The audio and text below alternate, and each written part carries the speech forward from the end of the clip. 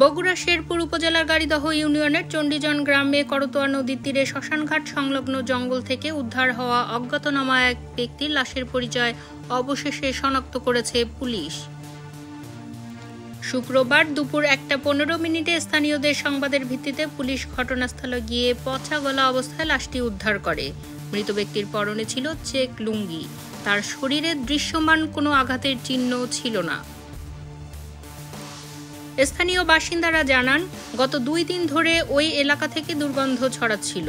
শুক্রবার দুপুরে মাজেদা খাতুন নামে এক নারী ছাগল চড়াতে এসে জঙ্গলে লাশটি দেখতে পান এবং স্থানীয়দের জানান।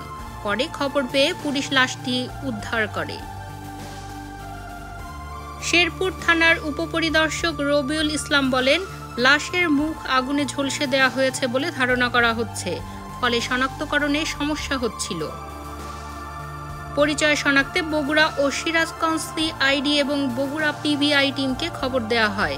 প্রথমে বিকেলে বগুড়ার সিআইডি ও পিবিআই এর টিম শনাক্তকরণের প্রাথমিক কার্যক্রম শুরু করে।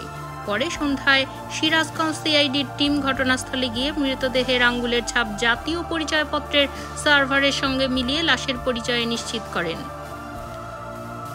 নিহত ব্যক্তি হলেন চণ্ডীজন গ্রামের দেবেন্দ্র চন্দ্র দাসের ছেলে অমল চন্দ্র দাস। তার বাড়ি ঘটনাস্থল থেকে প্রায় 1 কিলোমিটার দূরে। নিহতের পরিবারের বরাত দিয়ে এসআই রবিউল আলম জানান, অমল গত মঙ্গলবার থেকে নিখোঁজ ছিলেন। এর আগেও তিনি নিখোঁজ হয়ে আবার ফিরে এসেছিলেন বলে পরিবার থানায় সাধারণ ডায়েরি করেনি। তবে তার মৃত্যুর কারণ উদ্ঘাটনে তদন্ত চলছে।